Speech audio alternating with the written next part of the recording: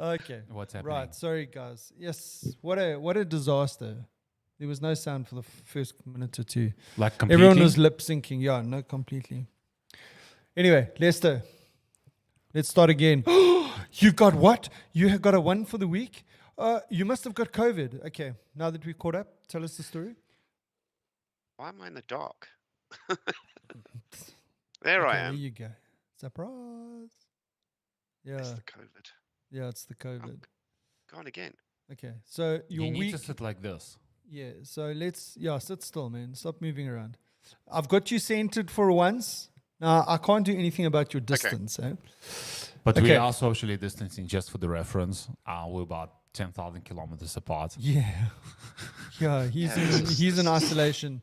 Thank God. I Across hope the your ocean. antivirus is working on your laptop. Yeah, I updated it this morning actually. Mm. Okay. So- Yes, I feel pretty dire. It's yeah, it hit me quite suddenly on Sunday night, where my whole body just felt like it had been hit by a train. Couldn't move, everything ached. And then through the week, I've had different symptoms on different days. So the aching body wrapped up on Monday night, and then something else kicked in there. But yeah, just generally weak, man. I feel so weak. Sorry, dude. And I lost my voice, and yeah, temperature comes and goes. Oh, But I think I'm over the worst of it, man. Are you? Good Yeah. stuff. It's weird. So- Getting out of breath just from getting out of a chair is weird. Yeah. Shit. That is hectic, dude. That is. Well, anyway, I'm glad you better and that it wasn't too bad, but excuse me. Yeah. Yeah, I have a self-isolated, but there's no rules here anymore. I don't have to self-isolate. It's recommended. Yeah. It's recommended I go and wear a mask wherever I go, but it's not. There's nothing. Like mandatory or. It's no wonder I got it, because nobody's taking precautions anymore. Yeah, but I've noticed. So our situation is something like this. So we are still in a state of emergency until the end of the month, or no, halfway through April. Yeah. And then for 30 days after that, all the measures fall away. Am I right? Yeah. Like the mask wearing. So you don't have to wear a mask outside anymore. You only have to wear a mask indoors. But after 30 days, after halfway through April, that falls away. So sometime mid-May. But I can mid-May. Did I say April? Jeez, this year is going so quickly. We're almost halfway. Yeah. So what I noticed this morning, I don't know if you noticed this in the restaurant today. It's like hardly anyone was wearing masks. Yeah. Yeah, I know we don't normally wear masks in the restaurant because you wear it just as you come in.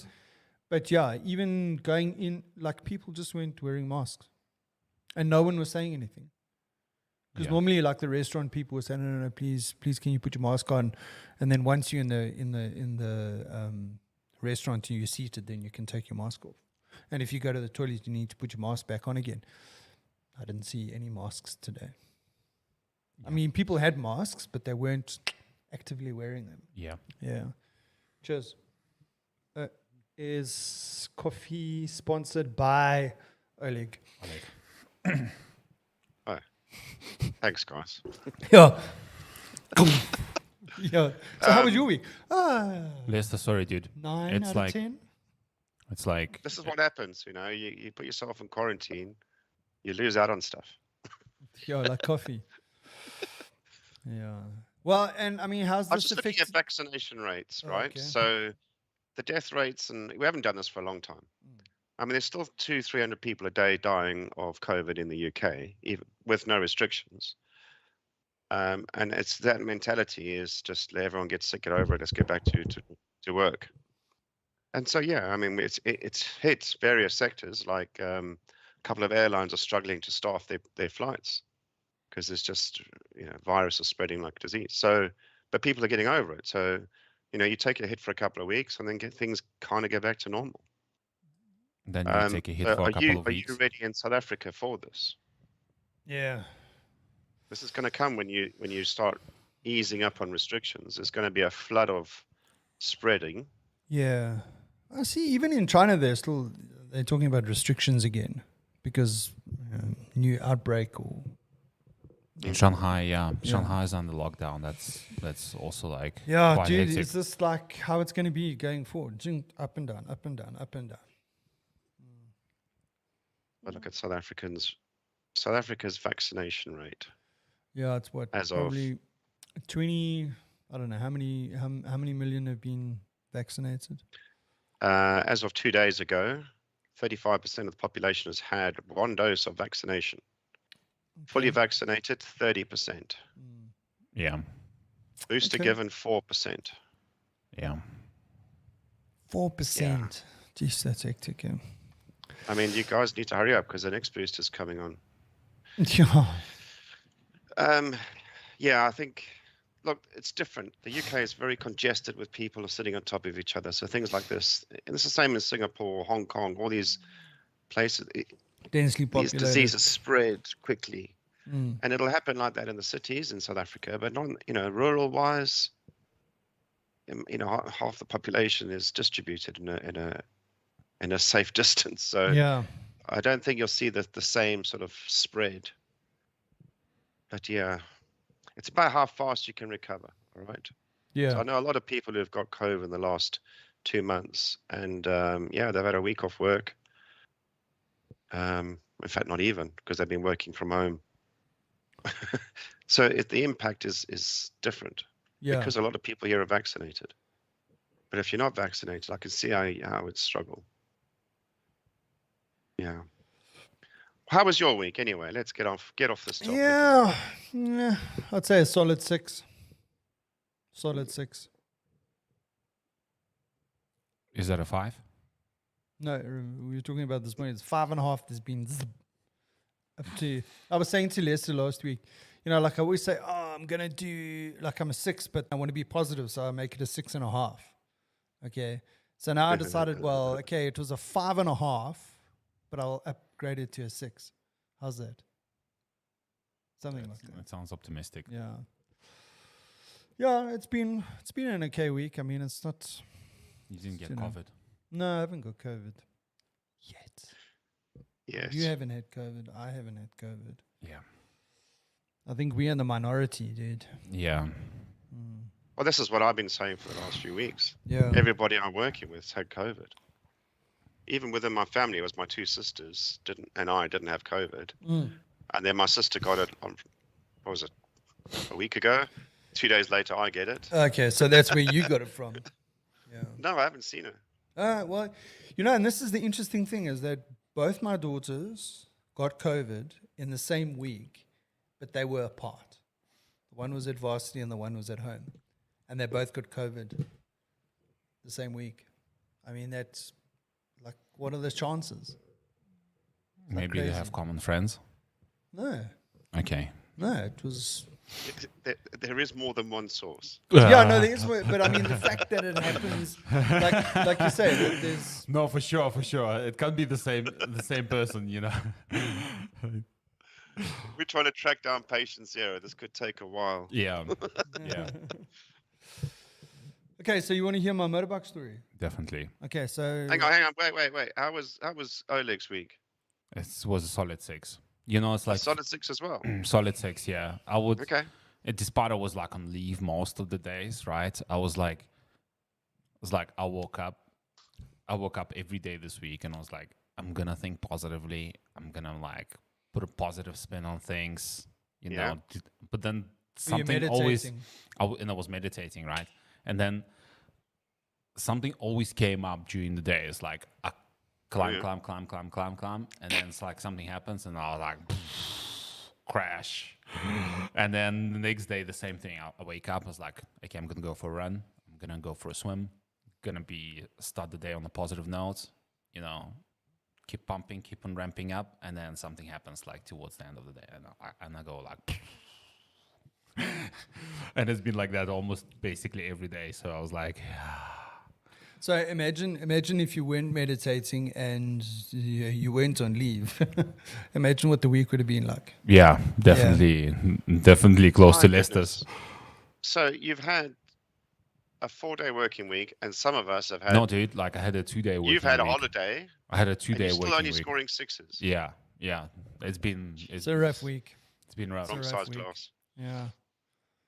I mean, I could have given myself a 0, but I gave myself a 1. And you know why? Because the sun's out. That is so sweet.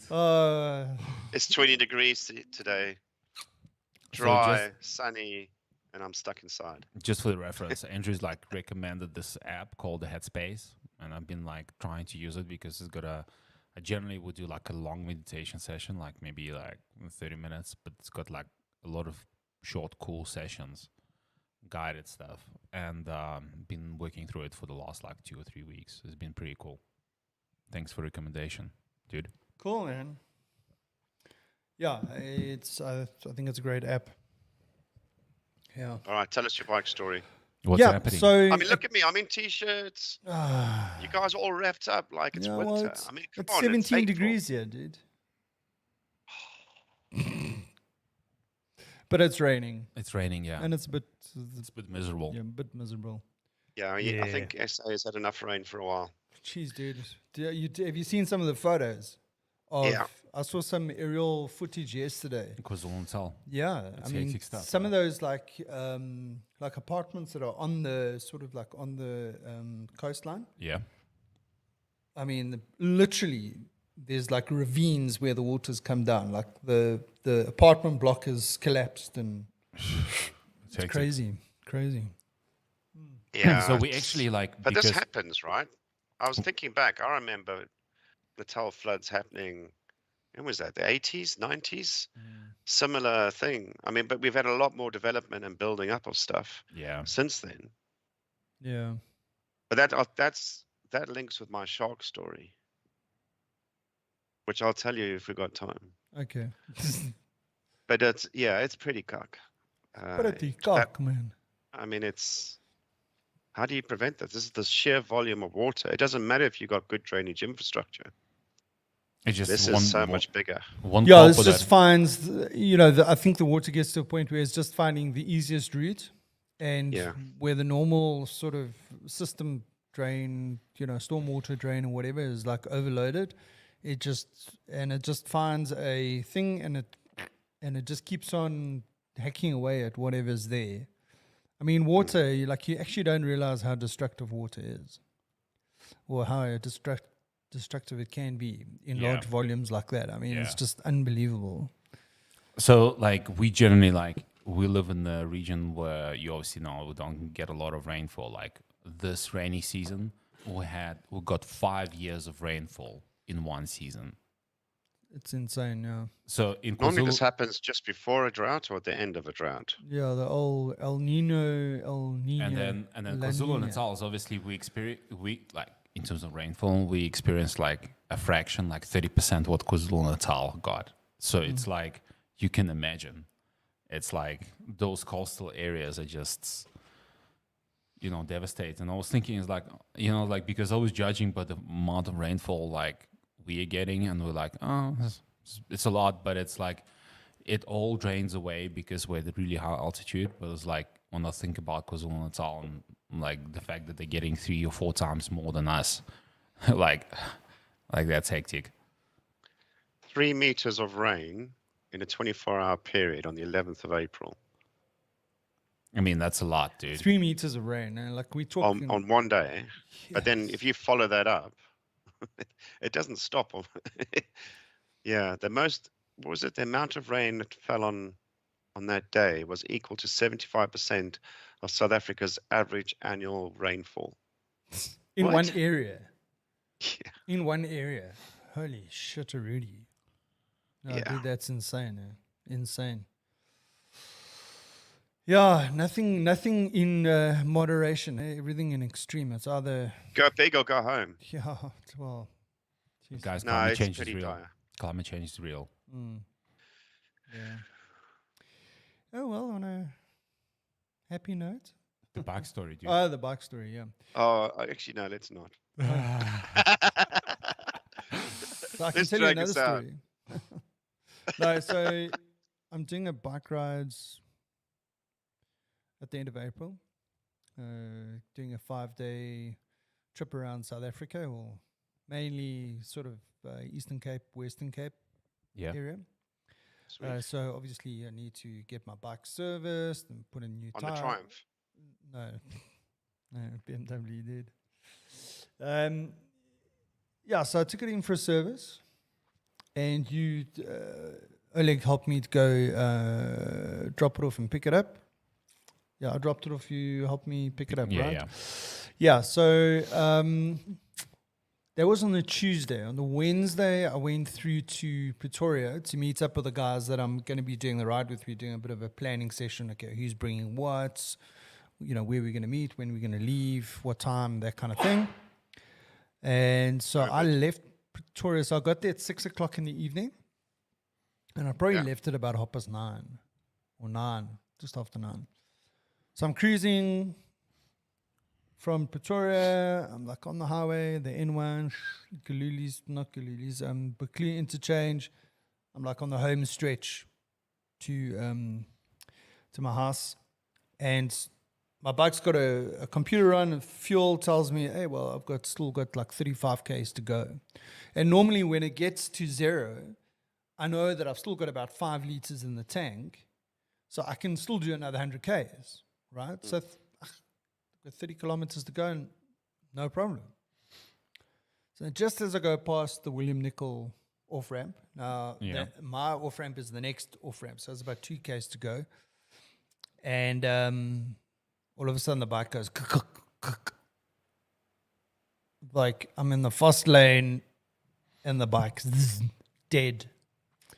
But I could feel it. It felt like a fueling problem. So I pulled the clutch in, put my hazards on, coast there. And fortunately now I'm going down the hill, and I was like, shit, let's see how far I can get. And then just as it starts going up, obviously I lose momentum. Stop on the side of the highway, and I'm looking, Jesus, after 9:30, right? I'm thinking, what the hell's up with the bike? Yeah? So try start it, nothing. But it's definitely a fueling problem.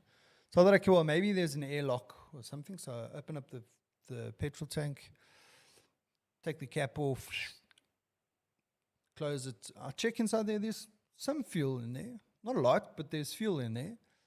So, what's the story? Anyway, so now I try to start it again, it starts. So I climb on the bike, and I ride 500 meters, and it dies. So I get off the bike, put it on the side stand, wait a couple of minutes, start the bike, ride 500 meters, stops again. That is weird, dude. And I did that for the next 2 Ks. Until I got to a fuel station. I got to the petrol station. I said, fill it up. Because I'm thinking, well, maybe it feels like the bike's running out of fuel. But the computer says I've still got 30 Ks to go. Normally, I've got a 24-liter tank on the bike.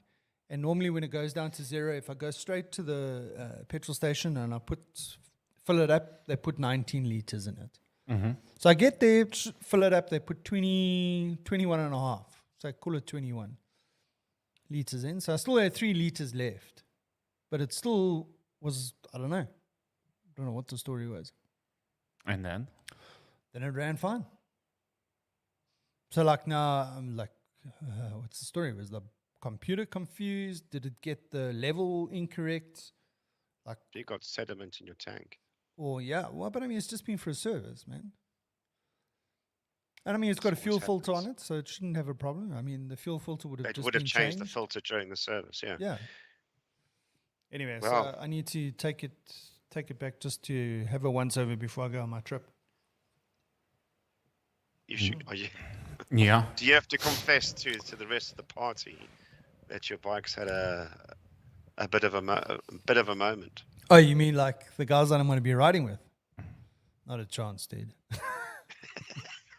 Oh, they're the kind of guys that would support you if you broke down in the middle of the Kalahari. I think or they're just be. No, you're baggage, man. We can't do this. No, they will. They will. Otherwise, I wouldn't be riding with them. Yeah. No, okay. I think, no, it would be fun. No, look, I think, fortunately, the routes that we're going on, we're not we're doing the dirt roads, but we're not doing there is one day that we're going to be into the mountains kind of thing. But most of it is like sort of dirt roads, farm roads kind of thing. Just be careful, man. Just be careful. Yeah. Like So, cattle, I mean... cattle, animals. Yeah. You know, other vehicles. Tractors. Yeah, no, definitely. Kids. Yeah. Pedestrians, yeah. Yeah, no, definitely. So I think in terms of cell phone signal or whatever, like if we get stuck along the side of the road, they will be able to make a phone call. And there is a BMW. This is the benefit of riding a BMW, is that there's a dealership in Bloemfontein. So, if you really... How does that help you if you're in the Eastern Cape? Well, it's not too far away. I mean, Free State, Eastern Cape is right there, dude. Oh, Probably about 3 hours away. No, but what I'm saying is if you were to like really get stuck, I wouldn't have to get my bike all the way back to Johannesburg. I could get it to Bloemfontein, yeah. I don't know if I ever told you about when I first got my bike, I took a trip down to Cape Town on my bike. Probably did about 3,000 kilometers, 3,500 kilometers. Dude, that's impressive stuff. I also did very much the same sort of area that we're doing now. On the way down to Cape Town, went to like highway to Colesberg, then from Colesberg to like, Grafenet area. So I went New Bethesda, dirt roads, Grafenet, De Rust, went over Rooiberg Mountain, Berrydale. It was great, awesome. On the way back, so I spent some time in Cape Town. And on the way back, I went up the west coast. So I went from Cape Town to Springbok, and then Springbok to Uppington, and then Uppington to Joburg. But along the way, from Springbok to Uppington, there's a Catholic church. I think it's, I can't remember what the name of the place is. Pelle. I think it's Pelle.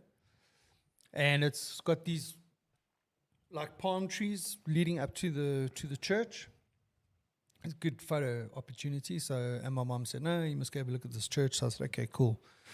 I'll go have a look. So I'm riding, and the road from Springbok to Uppington is like, dude, it's literally straight for 200 Ks, straight. So I see the sign to Pelle. I say, okay, cool. I'll go down there. So it's tar road. Then it goes into gravel. And as I get into Pelle, it's like sea sand, like desert sand. Like I'm all fully loaded up. I drive into Pelle, full of my bike. Now I must pick up my bike with all the luggage on and everything in the sand, and everyone's in the little village just sitting there on their stoop, looking at me. We got another one, George. This whitey picking up his bike, and they come and help me, and obviously they want to be compensated. So I pick the bike up and off I go through the sand. I haven't really ridden sand before with this big bike. There's a 50 meters, fall over again. I said, screw this. I'm turn the bike around. You were local entertainment for like, exactly. Like at least 30 minutes. Yeah. Well, you see, I shouldn't have to pay them. I mean, they got free entertainment. So anyway, I said, screw this, dude. I'm turning my bike around. I'm getting out of this place. I didn't even get to the Catholic church. So I get on my bike, and off I go. And obviously, with this movement, my luggage has come a bit loose, you see. And I've got one of these tie-down straps, but it's got a little bit of extra length on it. And it had come loose. And it's like, I'm back on the tar road now, and I'm going, and the next minute I hear this. Dwah! I'm like, what the hell was that? And I didn't realize at the time what had happened. So I carried on. I stopped the bike, looked, I couldn't see anything. So I carry on riding, and I get to Pofadder, right? And I'm like, stop for petrol, and I look at my back wheel, and I see there's diff oil all over the back wheel. Because now I've got a shaft-driven bike. I don't have a chain. I think, the tie-down strap had got caught in the diff, twing, and damaged the diff seal. So I'm like, now what? Because now how much fluid is in there? How much has been lost and whatever? And I look, it's 90 kilometers to Uppington, and it's a Saturday, and it's like 11:30, and I'm in Pofadder. So I try and phone the dealership and I can't get through it. So, well, anyway, I know the dealership is there.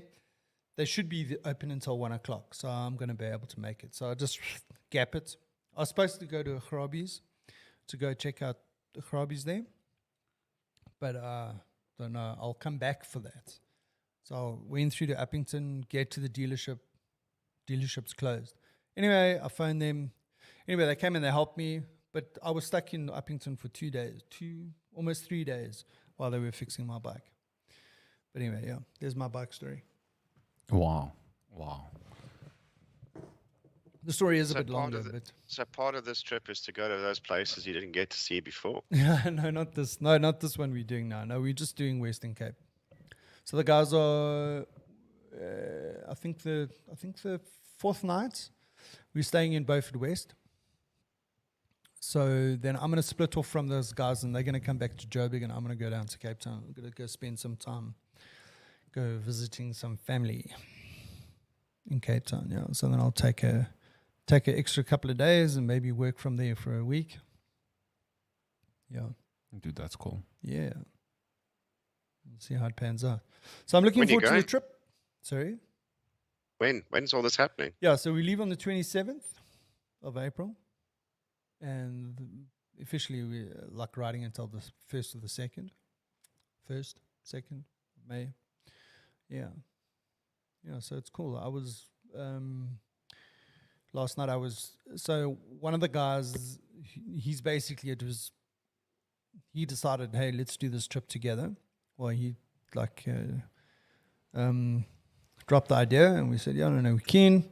So he had done he had done the routes, like on Google Maps and whatever. He sent it out to us and said, okay, listen, guys, this is what I'm thinking. Okay, yeah, we're all keen. Let's do it. So, but at that time, we hadn't sorted out the accommodation yet. Like, we're doing B&Bs and whatever, Airbnbs. And so now he's now organized that. But obviously, when he had done the routes, he had just, the end point was in the general area where we were going to stay. So last night I was sorting out the actual routes now to the actual accommodation that we're going to, because some of them are not I think the one is like in the middle of nowhere kind of thing. It's out of town kind of thing. So so I've done all the points and all that kind of stuff. So I was getting pretty psyched about it because I was looking on Google Earth and checking where the sand roads were. And on the 4th day, there's a tar section that we're doing. So I thought, oh wait, hang on a second. There's a gravel road going in the general direction. So I've put that down as an alternate route. Yeah, so it's I'm getting excited. Dude, that's awesome. That's awesome. And I mean, the end of the month is just around the corner. Are you feeling pumped about the trip? Yeah, absolutely. And obviously I haven't done that for a while.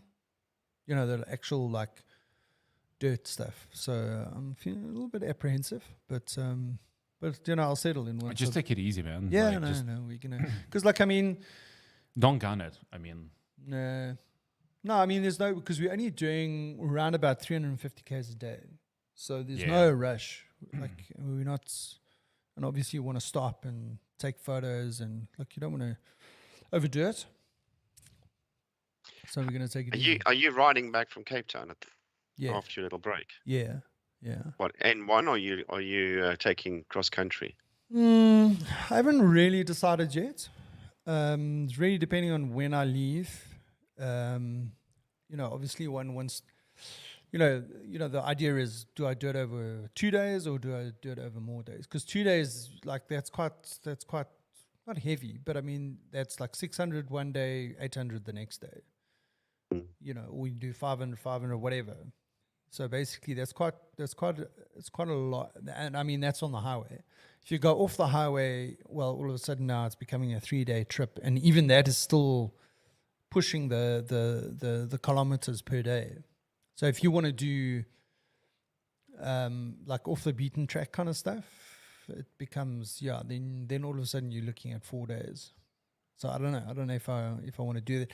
And also I've not learned my lesson, but I did have after that initial trip that I'd done, I realized that doing these kind of trips where you're going to places where sometimes you don't have cell phone signal, especially when it's, like up over the mountain or whatever, and it's a little bit more risky to be riding on your own. Yeah, I've just realized that's not worth it to do that kind of stuff on your own. I know a lot of people do that, but I'm just like, I don't know.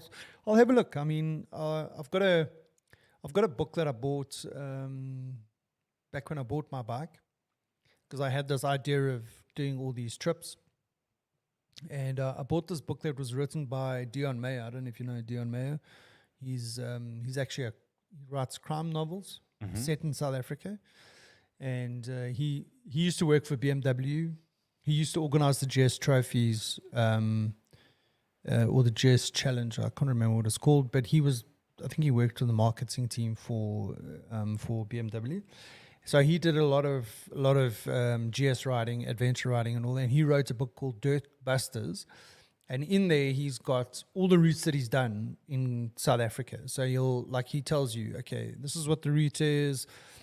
He grades the routes, in terms of difficulty. Like how much time do you need?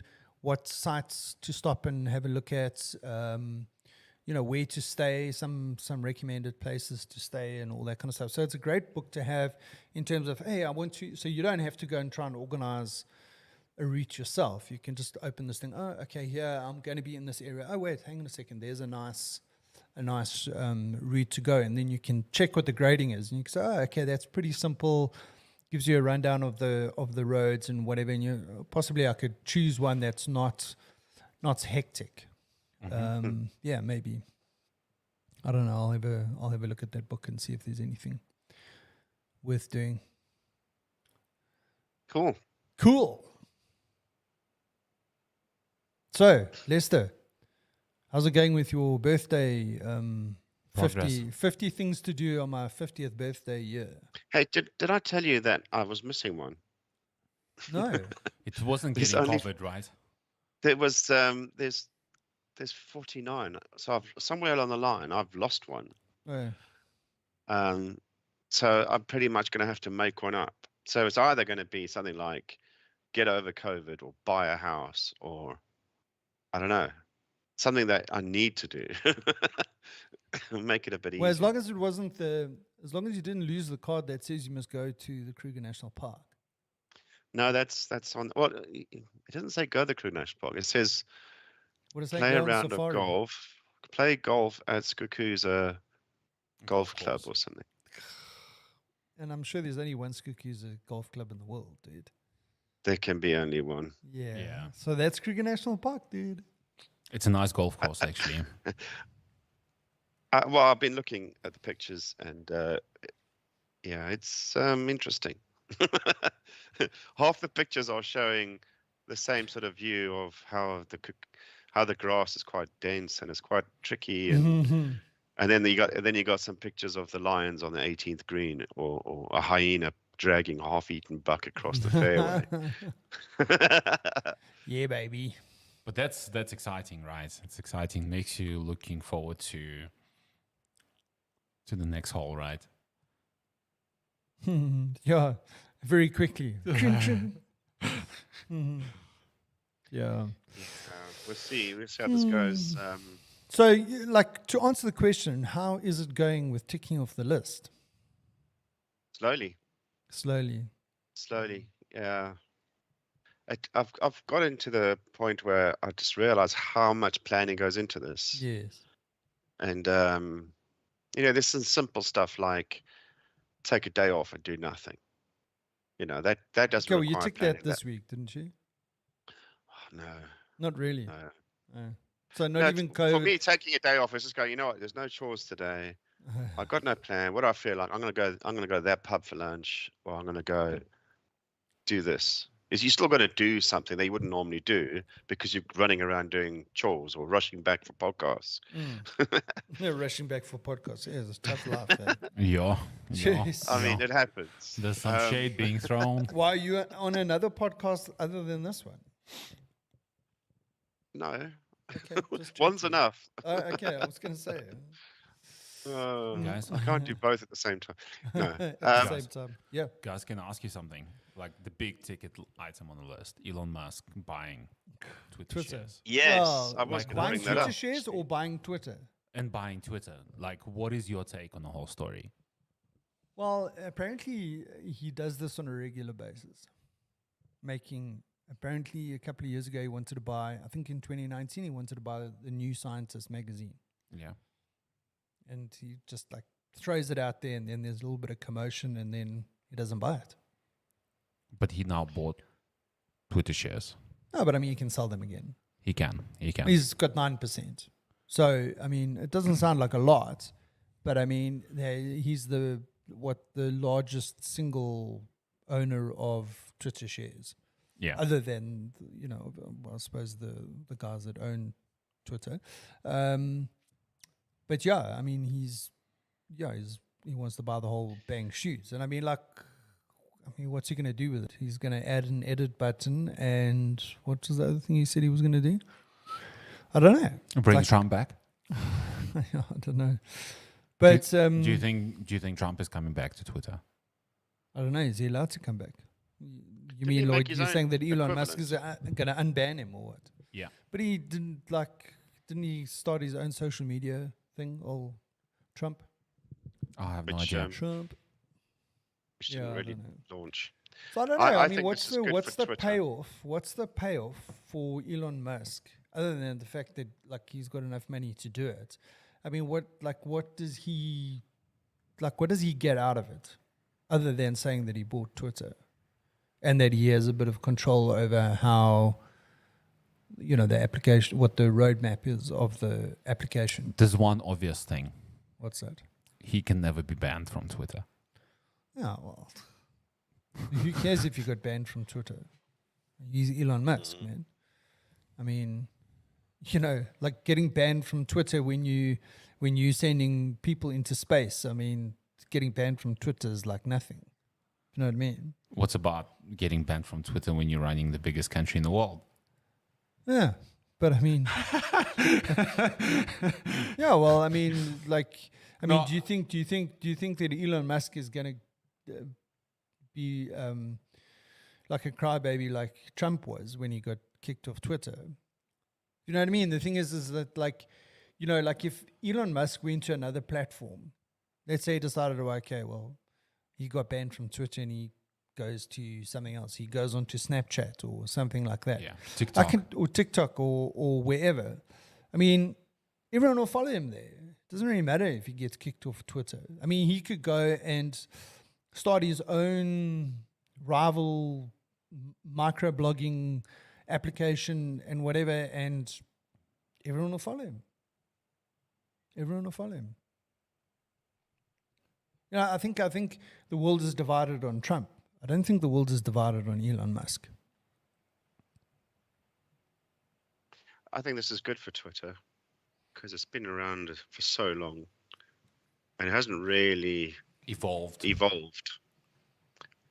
So maybe this is the injection that they need. It'll bring some new ideas and take it up a level to where they need to be. You think they'll add short videos as a... I think they already have short videos. Well, I mean, you can add a video already. But I mean, people have never used Twitter. So like, for instance, like you'll see people that are on TikTok. They will do TikTok, Reels, and YouTube Shorts. So in other words, they'll deploy or publish the same video on those three platforms. I don't think they use Twitter as one of the platforms to push that. I don't know. Like what can Twitter do to change? So I think having an edit button is probably a good idea. Because like if you tweet something, I suppose you can edit it if you make a mistake. Whereas before, the only way that you can get rid of it is delete the tweet. The tweet, yeah. So I don't know. I mean, there's a lot of communication, social media type applications. Yeah. This was one of the originals that made it. At the time, there was a lot of competition, but they are the ones that made it, and they've become mainstream. but we've had a few generations since then. Yeah. So, but this I mean, has what do you become- think? But I mean, what do you think that? I mean, like Twitter's in like almost like a niche market. I mean, like, what is their competition in terms of microblogging?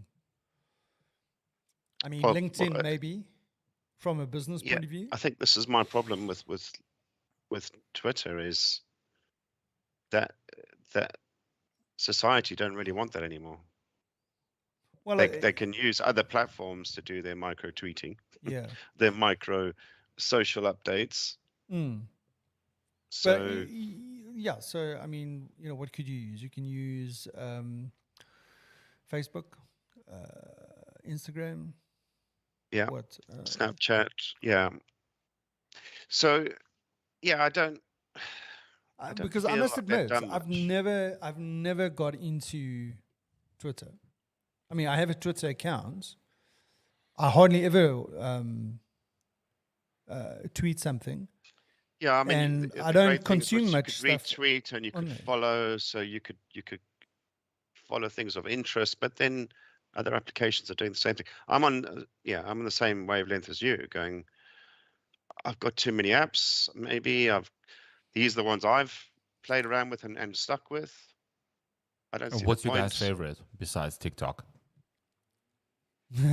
Well, for posting or for consuming? For consuming.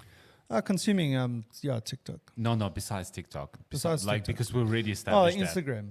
that. Instagram. Yeah. Okay. YouTube. I'm not. YouTube. Okay. Yeah, well, look, I mean, YouTube, you know, but you see, it depends what you're looking at. So, like, for instance, if you want to see an update of what people are doing that you've interested follow, or their sort of brand, or, you know, whatever, their personal brand or a company brand, for me, it's Instagram. For like entertainment kind of thing, just quick ting ting ting, is TikTok. But then YouTube is like more like the technical stuff. So like, IT related stuff or motorbike related stuff. I'm trying to think who do I follow on YouTube that I consume quite a lot of. Is Joe Rogan? No, I'm not a big Joe Rogan thing, unless there's someone on there that's. So, like, I don't listen to him religiously. Yeah. If there's someone on there that I want to, like Elon Musk. Yeah, like Elon Musk or James Hetfield, or one of these guys from like that kind of thing. I don't, because also Joe Rogan's like you need 2.5 hours. Yeah. You listen, and I'm the kind of guy that I don't start something unless I know I'm going to finish it. I suppose that's why. And this is something I realize, is that my attention span is like very, very short. And I suppose that's just the way the world's gone, is that like everything is instant. It's like everything's quick. Everything's like 10 seconds, 15 seconds, TikTok, ting, ting, ting, ting. But I mean... maybe that's what Twitter's for.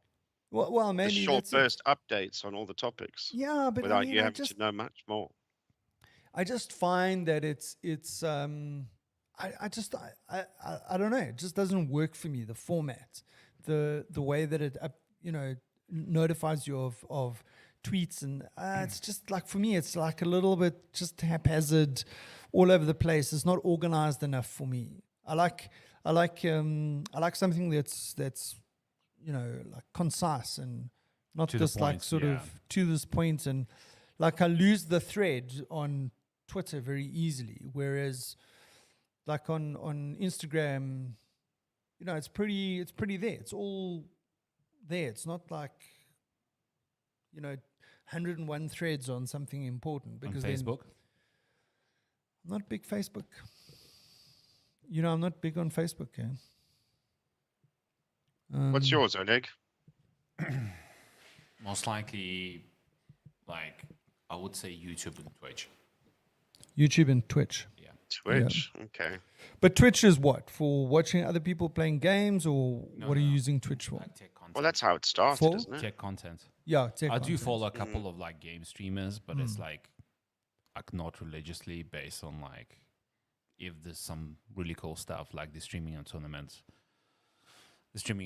online live on Twitch. I'd watch the top 3 matches type of thing, but not like in terms of daily Twitch content. Is most likely going to be tech stuff. Lester, what's your YouTube? I still didn't open up a TikTok account because I was like, I'm afraid. Like, Dude. Well, we did warn you, so. But I You've listen. heeded our advice. I'm not gonna lie. I love to hate TikTok.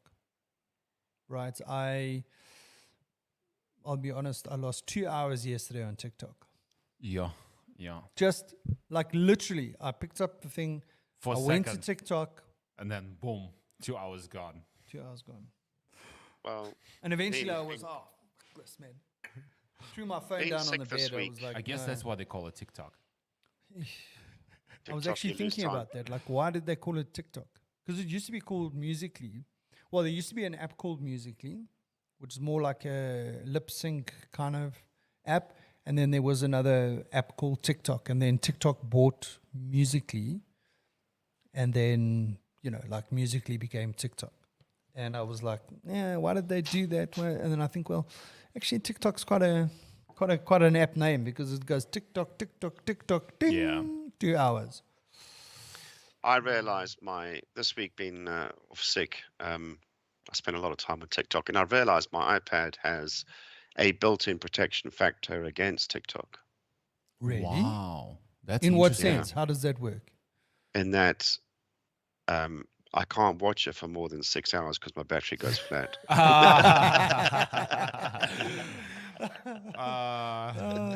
I love that. That is funny. That is funny. Yeah. Well, 6 hours is actually quite long. No, I don't think it's even 6 hours. That is just entertaining. That's just funny. Oh man, I am tired of TikTok. Maybe the algorithm needs updating because it keeps sending me the same rubbish. Yeah, so what I found is that I found some like mental health content on TikTok. Oh really? That's good. Crypto kind of content and like business entrepreneurship kind of stuff. So those are like the three sort of main sort of like. Did you search on those, or do they just pick up from random things they throw at you? So I mean, like a lot of these apps, you've got this like sort of like your feed, for you feed, where it's feeding you stuff based on the algorithm. And then you've got like the section where you're following people. So generally what I do is I found like a lot of the time I'm watching only the videos of the people that I follow. And then occasionally I will be on the For You page, if you want to put it that way. And then it's obviously the algorithms then sending you stuff that you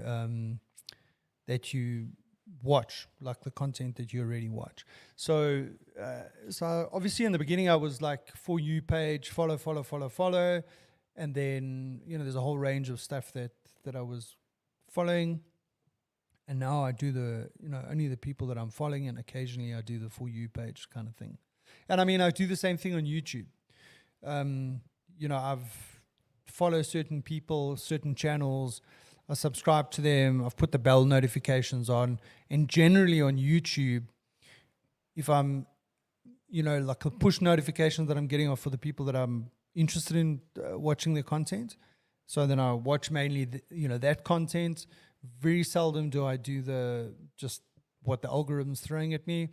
And then obviously if you're looking for something specific, like you go and search something, then sometimes you find new people that are creating content for the subject that you're interested in, whether it's, motorcycle related stuff or tech related stuff, programming or that kind of stuff. So what I find YouTube like really, really useful for is like reviews. Yeah. So like, for example, giving an example, I was like recently bought a washing machine, and I was like, I had a look at the model and I checked out all the reviews, like all the feedback, all the pros and cons. Is like, boom, in 20 minutes, it's like, this is going to work for you or not. And it's really cool. Yeah, I must admit, I do use that a lot.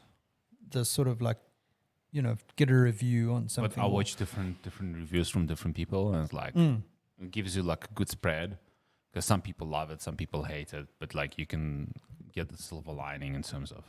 Yeah, definitely. That's very, very helpful. You don't have to read the manual. You don't need to read the manual. Yeah. And it's like also like how to do stuff, like whether it's in tech or this is really good tutorial. So like, I think most of my weekly consumption is science stuff, because there's a lot of like really cool science talks on YouTube.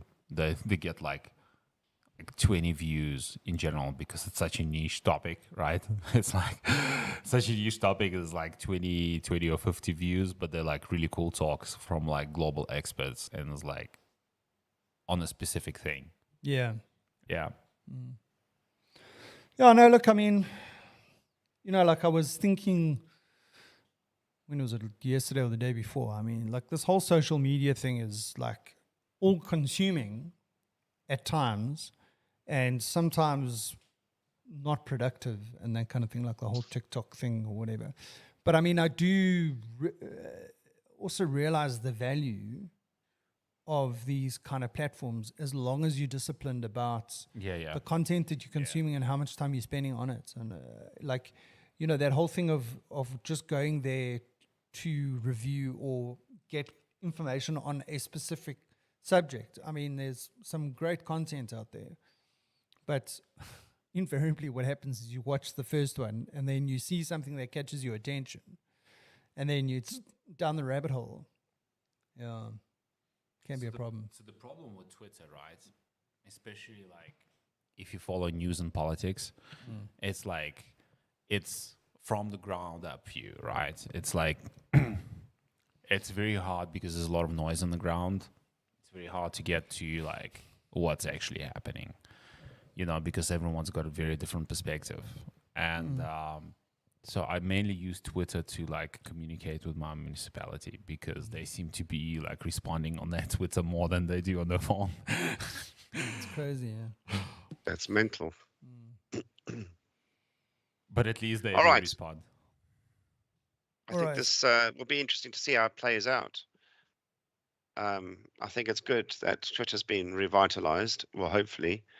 Let's see what he does with it, but also how long he sticks with it.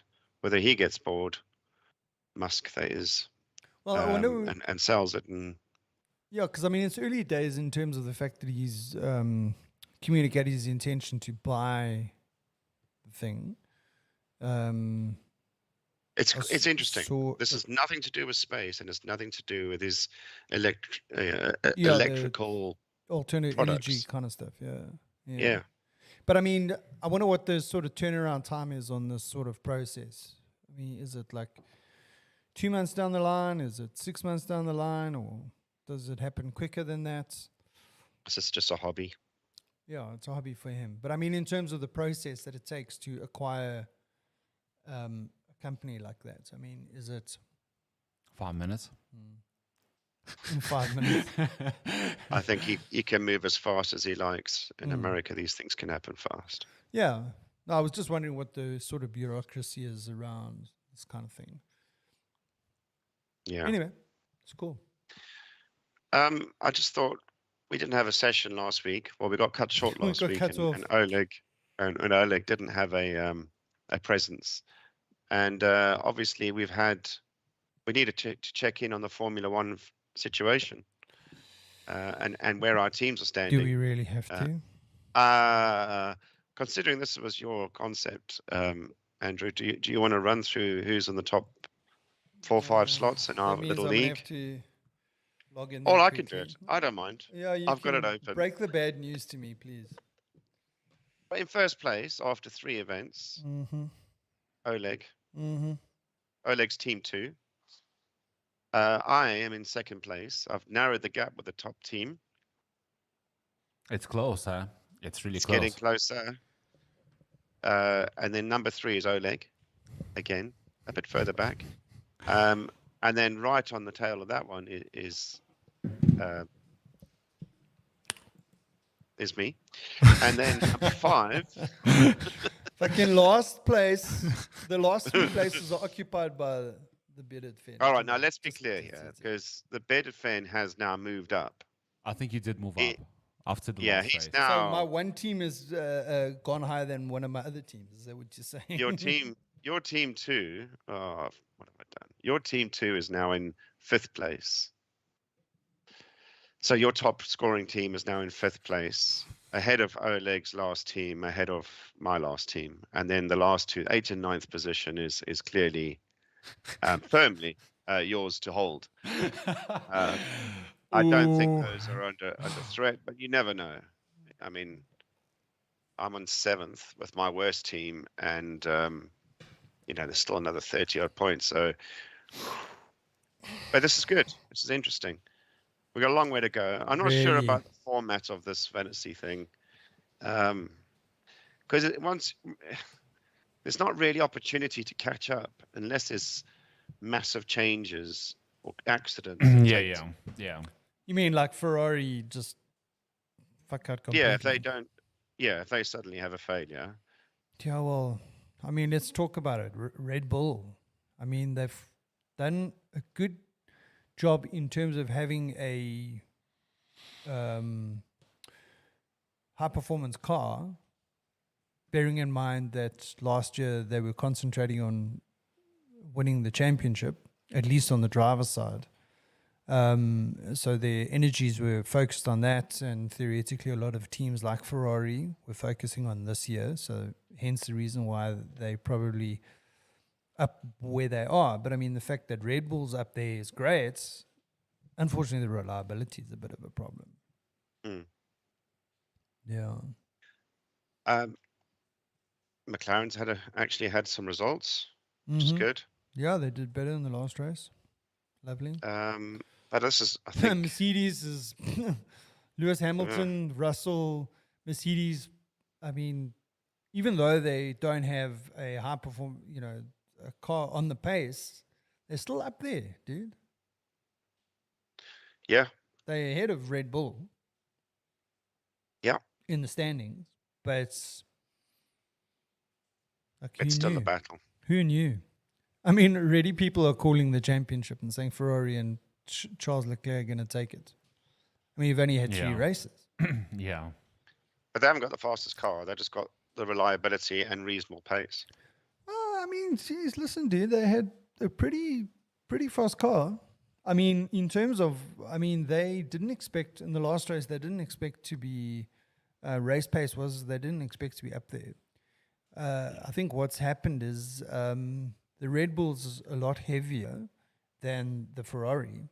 And what that's translating to is the fact is that their tire wear is a lot higher than the Ferraris.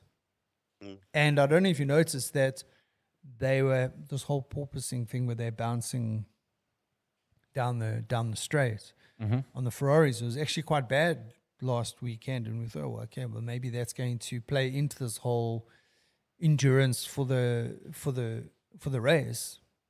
And it actually turned out that there's this fine balance between this like porpoising and having the performance, where because the Red Bull doesn't have any porpoising, but yet the Ferrari still.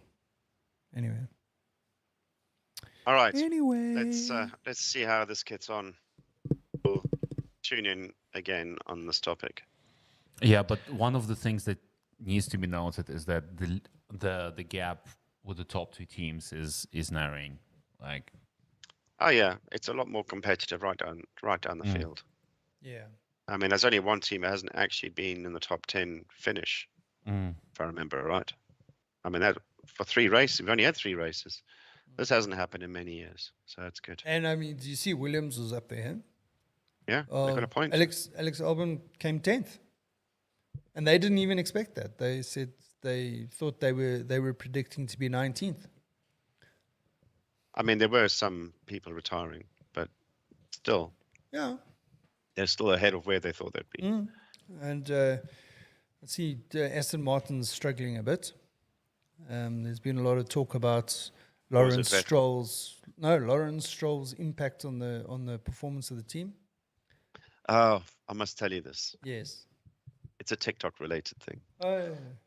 There was a TikTok, and it was about the Formula One drivers. Somebody's outside. How many? So he's parked behind you. How many shots of alcohol would a woman have before she did the nasties with a Formula One driver? Oh, my daughter was telling me about this. And they went through, 2 for him. Charles Leclerc, oh yeah, you could have it for free kind of thing. And then it got to Lance Stroll and it's like, no. No. There is no drinking. amount of alcohol. It's not happening. No. But I believe Vettel was quite high up in the standings there. Like, or did you not? I didn't see the other half. They only went through half the field when I was. I just thought it was funny. Yeah. Lance Stroll, no. Everybody else was like, I mean, even Verstappen was like, whoa, yeah, this is a tough one. Maybe 6 shots. George and then Russell. Lance Stroll, no, 0. George Russell, 1. Yeah, 0. Yeah, no, that's crazy. Yeah, I was just, anyway. Yeah, no, that is quite interesting. So, I won't go down that road. You won't? No, I won't. Not on mine. No. Nope. Right. I was looking at national days this morning. Yes. It's National Wear Your Pajamas to Work Day again. That's actually awesome. That's quite easy when you're working from home. It's Saturday. So, who's going to wear their pajamas to work today? People who work at McDonald's? This is an Easter weekend. Yeah. I suppose that's the problem with national days. Some days they fall on days that aren't conducive to celebrating that day. Yeah. Like, I mean, imagine having National Burger Day or International Burger Day on Good Friday when, as a good Catholic, you're only supposed to be having fish. Yeah. Yeah. Anyway. Any other interesting days? There's a lot of... Besides it being Easter weekend, like you said? Well, it's Charlie Chaplin's birthday. Mm-hmm. The guy... actually, is it his birthday? Or is it his date of... Date of no, birth it's his birthday. or his birthday? His date of death or birthday. No. Yeah, he died in 77 on... no, it was his birthday. So... He's a well-known, iconic character. He used to live not far from where I used to live here. Mm-hmm. In fact, my wife used to work in the old barn. That sounds bad. A converted barn. They converted into office space. That was on his property. He actually made quite a bit. I mean, he made tons of movies. Anyway, that's not my point here. There's a world record for the gathering of Charlie Chaplin lookalikes. Yeah. And it's 662. And this was done at the Chaplin Museum in Switzerland. And I'm like, why? There's so many questions here. Why is there a Chaplin Museum in Switzerland if he wasn't Swiss? And why is there 662 people following this? What? And then something I came across on movies last night is a guy suddenly decided he wanted to have a Charlie Chaplin moustache. And all his mates went, dude, you can't have the moustache like that because it looks like a Hitler moustache. And if I look back through history, there was a lot of people that used to have this little moustache just under the nose. Mm-hmm. Yeah. But since Hitler's days, it's gone. Yeah, it's gone out of fashion forever. Yeah. Jeez, yeah. Did you see that thing talking about motorsport? There was this guy that's Russian guy. Yeah. He's in, I don't know what format it was, but he had won the race and he did the thing and he got into trouble. Like he did almost like the Nazi salute. Yeah. But I don't think he did it intentionally. I think it was just one of those unfortunate things. Like he was celebrating. He was obviously looking at his team or whatever in the the crowd or whatever. Was it Formula E? No.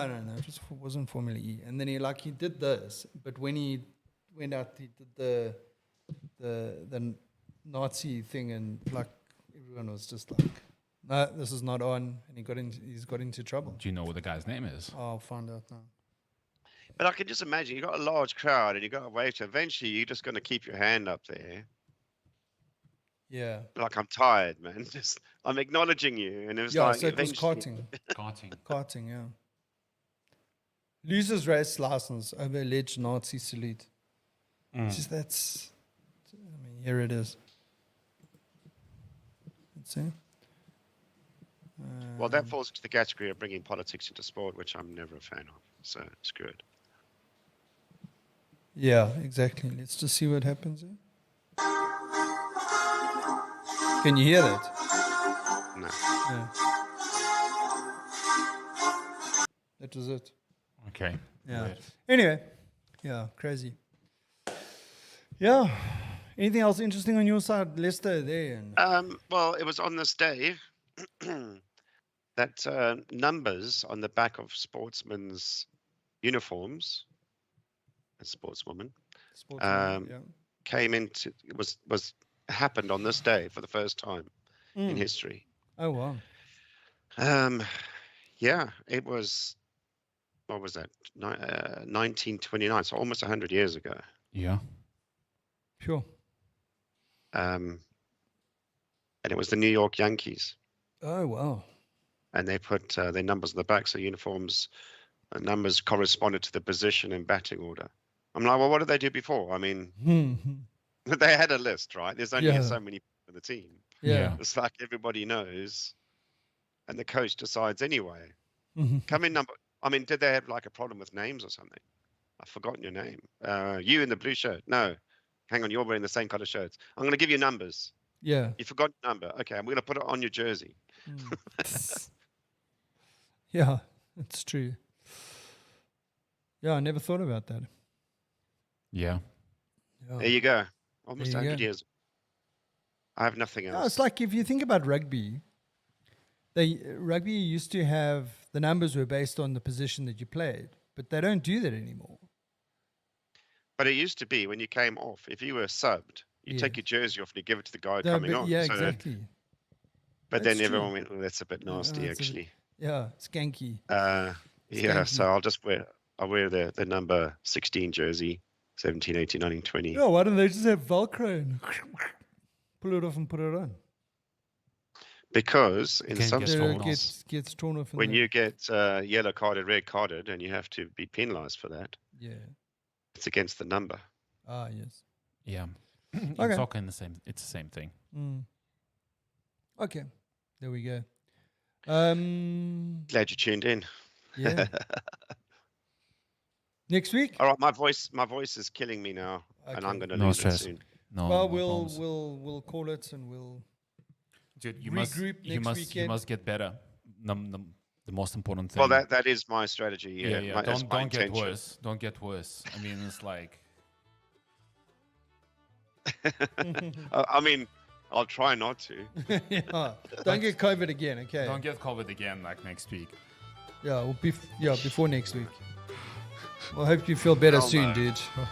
So what's the plan? Couch, Netflix? Yeah. Amazon Prime. No TikTok today. I've watched it all. No TikTok. Yeah, your battery's flat. You're still charging up your iPad. Yeah. Okay, dude. All right, dude. Next weekend. Keep well. Bye-bye. That is.